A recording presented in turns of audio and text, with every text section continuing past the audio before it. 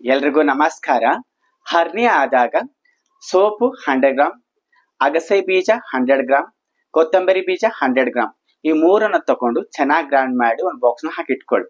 ನಂತರ ಈ ಆಲಿವ್ ಉಪ್ಪು ಅಂತ ಸಿಗುತ್ತೆ, ಈ ಆಲಿವ್ ಉಪ್ಪನ್ನು ತಗೊಂಡು 1 ಗ್ಲಾಸ್ ಲುಕೋರ್ಮ್ ವಾಟರ್ ನಲ್ಲಿ 2 ಚಿಟಿಕೆ ಆಲಿವ್ ಉಪ್ಪನ್ನು ಅದರಲ್ಲಿ ಹಾಕಿ, 1 ಗ್ಲಾಸ್ ಲುಕೋರ್ಮ್ ವಾಟರ್ ನಲ್ಲಿ 2 ಚಿಟಿಕೆ ಈ ಆಲಿವ್ ಉಪ್ಪನ್ನು ಹಾಕಿ, ಹಾಗೆ ಈ ಪೌಡರ್ ಮಾಡಿರುವಂತದನ್ನ 1 ಸ್ಪೂನ್ ಇದರಲ್ಲಿ ಹಾಕಿ ಚೆನ್ನಾಗಿ ಮಿಶ್ರಣ ಮಾಡಿ ಮುಂಜಾನೆ ಹಾಗೂ ಸಾಯಂಕಾಲ ಊಟಕ್ಕಿಂತ ಮುಂಚೆ ನೀವು ಸೇವಿಸುತ್ತಾ ಬಂದಲ್ಲಿ 15 ರಿಂದ 20 ದಿವಸ ನೀವು ಸೇವಿಸುತ್ತಾ ಬಂದಲ್ಲಿ ನಿಮ್ಮ ಹೊಟ್ಟೆಲಿರುವಂತ ಯಾವುದೇ ಹರ್ನಿ ಆಗಿರ್ಬೋದು, ಅಂಬೆಲಿಕಲ್ ಹರ್ನಿ ಆಗಿರ್ಬೋದು ಅಥವಾ ಇಗ್ನಲ್ ಹರ್ನಿ ಆಗಿರ್ಬೋದು, ನಾ ಈ ತೋರಿಸ್ಕೊಟ್ಟ ಯಾವುದೇ ಹರ್ನಿ ಇದ್ರೂ ಕೂಡ ನಮ್ಮ ಹರ್ನಿಯ 1ನೇ ದಿವಸನ ಹಿಡ್ಕೊಂಡು 15 ರಿಂದ 20 ದಿವಸ ನಾವು ಸೇವಿಸುತ್ತಾ ಬಂದಲ್ಲಿ ಮೊದಲನೇ ದಿವಸದಲ್ಲೇ ನಮ್ಮ ಬಾಡಿಯಲ್ಲಿ ಎಫೆಕ್ಟ್ ಆಗ್ತಾ ಬರುತ್ತೆ.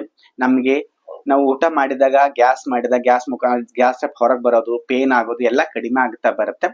ನೀವು ಸತತವಾಗಿ 15 ದಿವಸ ಸೇವಿಸುತ್ತಾ ಬಂದಲ್ಲಿ 15 ರಿಂದ 20 ದಿವಸ ಸೇವಿಸುತ್ತಾ ಬಂದಲ್ಲಿ ನಮ್ಮ ಹರ್ನಿಯಾ ಸಂಪೂರ್ಣವಾಗಿ ಕಡಿಮೆ ಆಗುತ್ತೆ.